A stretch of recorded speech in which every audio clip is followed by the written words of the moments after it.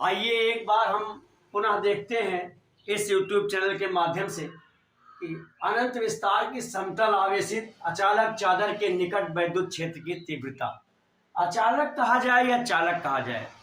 अचालक है अर्थात पहले से उसको आवेशित कर रखा है, और अगर चालक है तो पता है कि आवेश देने पर पूरी चादर तुरंत आवेशित हो जाती है। बस इतना ही अंतर है, यही लिखना है। दोनों के लिए बिल्कुल सेम, चाहे चालक चादर कहा जाए चाहे अचालक चादर कहा जाए। बस क्या है कि जो अचालक है पहले से आवेशित कर रखे हैं, और जो चालक है उसको हम आवेश देंगे तो पूरा आवेश तुरंत पूरी चादर पर फैल जाएगा। इतना केवल डिफरेंस लिखना है बस। अब देखते हैं, कहते हैं कि यदि कोई आवेश Q किसी पृष्ठ के क्षेत्रफल A पर समान रूप से वितरित हो, यानी बटा हुआ हो, तो उस पृष्ठ के प्रति एकांक क्षेत्रफल पर विद्यमान आवेश को आवेश का पृष्ठ घनत्व कहते हैं, और इसे हम सिग्मा से प्रदर्शित करते हैं।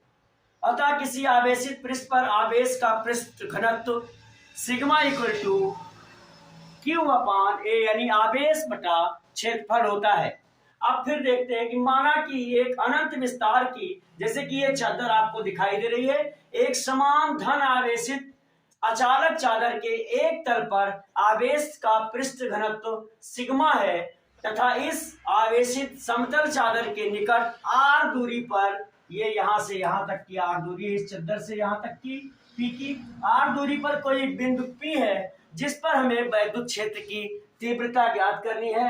अब माना चादर के दूसरी ओर एक बिंदु P डैश हम P के सममित ले लेते हैं, जहां एक हम क्या करेंगे कि एक गॉसियन पृष्ठ की कल्पना करेंगे। तो यहां से एक गॉसियन पृष्ठ बना लेते हैं जिसके समतल सिरे, जिसके जो बेलन है, गॉसियन पृष्ठ है, उसका जो सिरा है दोनों तरफ वो चादर के समांतर है, और बिंदु P व P डैश से होकर के वो बेलन गुजरता है जिसके सिरों का क्षेत्रफल A है। क्योंकि चादर का विस्तार अनंत है, अतः चादर के समीप दोनों ओर सभी बिंदुओं पर वैद्युत क्षेत्र की तीव्रता का जो परिमाण होगा वो समान होगा, तथा दिशा चादर के अभिलंबोत बाहर की ओर दृष्ट होगी।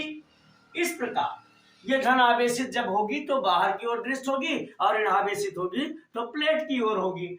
इस प्रकार वैद्युत क्षेत्र E गॉसियन बेलन के समतल सिरों के लंबवत होगा तथा वक्रीय पृष्ठ के समांतर होगा। अतः बेलन के पृष्ठ से बद्ध कुल वैद्युत फ्लक्स फाई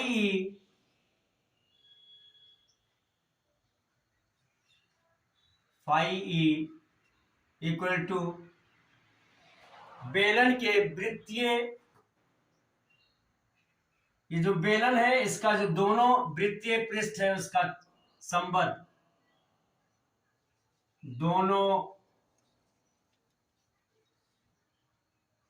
वृत्तीय पृष्ठों से बद्ध वृत्तीय पृष्ठों से बद्ध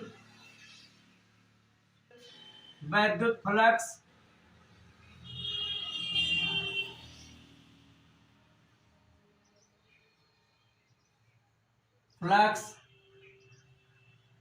धन बेलन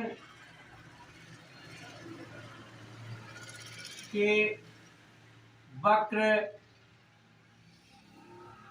पृष्ठ से बद्ध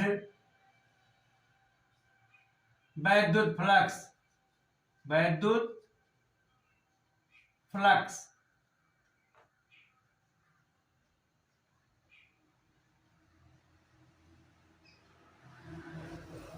अब हम देखेंगे कि जो वैद्युत फ्लक्स होता है वो वैद्युत क्षेत्र की तीव्रता और गुणे क्षेत्रफल।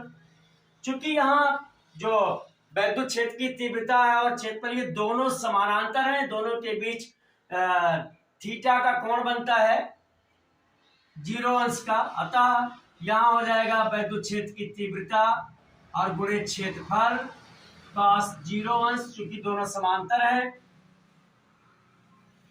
धन बेलन के वक्र पृष्ठ से बद्ध वैद्युत फ्लक्स, जो बेलन वहां भी वही होगा, E गुणे क्षेत्रफल, जो वक्र पृष्ठ का क्षेत्रफल वैसे होता है 2πrl, वो लिखना। लेकिन चलिए ठीक है, हमें इसके क्षेत्रफल से मतलब है इसलिए हमने सीधे ए लिख दिया है। तो ई ए, और वहां यहाँ जो ये पृष्ठ के अभिलंबवत होगा, जो ये पृष्ठीय जो बेलन का ये वक्र पृष्ठ पर जिस पर हम लेंगे, तो ये प्लेट के ये इसके लंबवत होगा वैद्युत क्षेत्र की तीव्रता के, इसलिए हम cos 90° लिख लेंगे।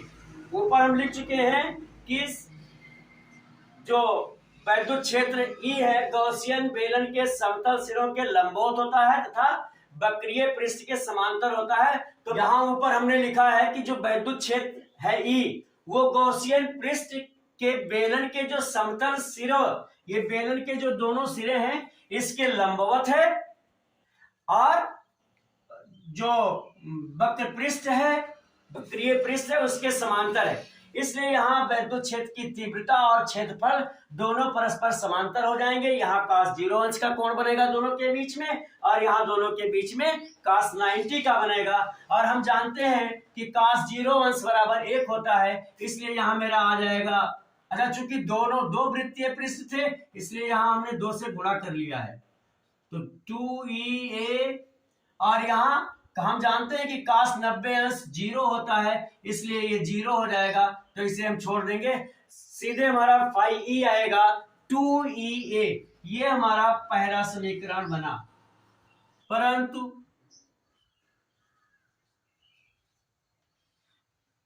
गॉस की प्रमेय से हम जानते हैं कि वैद्युत फ्लक्स जो होता है वो आवेश का 1/ε0 गुना होता है, अर्थात Q/ε0, क्योंकि आवेश इंटू 1/ε0। अब चूंकि Q हमारा है रो इंटू ए, अरे सॉरी सिग्मा इंटू क्षेत्रफल, यानी पृष्ठ घनत्व गुणे क्षेत्रफल, तो इसका मान हम इसमें रख लेते हैं, या ये हो जाएगा Q की जगह हम लिख देंगे सिग्मा ए और बटा ε0। ये मेरा समीकरण दूसरा हो गया। आइए अब हम इस दोनों समीकरणों की तुलना करेंगे। तो थोड़ा ऊपर लिखे, हो सकता है नीचे ना आवे, इसलिए इसे हम इरेज भी कर दें।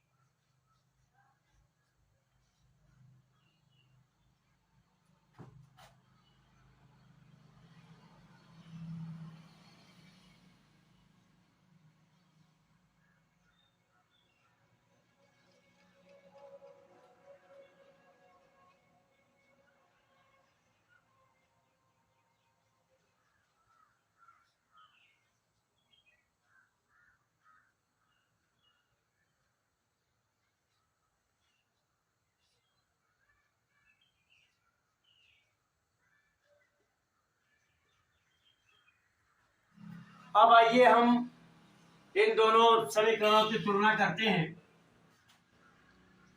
समीकरण 1 और समीकरण 2 की तुलना करने पर, जब हम इन दोनों की तुलना करेंगे, क्योंकि दोनों वैद्युत फ्लक्स phi E के ही मान हैं, तो यहां आ जाएगा 2EA equal to sigma A/ε0E, या हमें चूंकि वैद्युत क्षेत्र की तीव्रता बतानी है इसलिए हम लिखेंगे E equal to sigma A अपान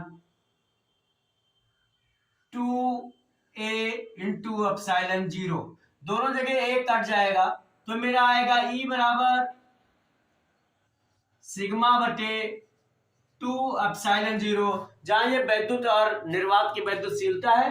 तथा हमें अब यहाँ जो दूरी नहीं लिखी गई है, आर नहीं लिखी गई है, इसका मतलब कि बिंदु P समतल जो ये चादर है उसके बहुत करीब है। इस तरह से ये धन आवेशित चालक के लिए वैद्युत क्षेत्र की तीव्रता उससे दूर होगी, बाहर की ओर होगी, बाहर की ओर होगी। और अगर प्लेट हमारी ऋण आवेशित है तो प्लेट की ओर ही दिष्ट होगी। अब ये था वैद्युत अनंत विस्तार, यानी समतल आवेशित, चाहे जो चादर है वो अचालक हो या चालक हो, दोनों के लिए हम यही सूत्र लगाएंगे, E equal to sigma upon 2 epsilon 0। अब ये पूरी कोशिश मैंने की है कि आपको अच्छी तरह से समझ में आ जाए। यदि मेरे बताने का तरीका आपको अच्छा लगा हो तो मेरे वीडियो को लाइक जरूर करें, शेयर करें, और चैनल अगर अब तक सब्सक्राइब ना किया हो तो जरूर सब्सक्राइब कर दें। आपकी किसी भी तरह की समस्या हो तो मेरे व्हाट्सएप नंबर 94525110 पर भेज सकते हैं, सलूशन आप तक पहुंच जाएगा। अब तक मेरे साथ इस वीडियो में बने रहने के लिए बहुत बहुत धन्यवाद।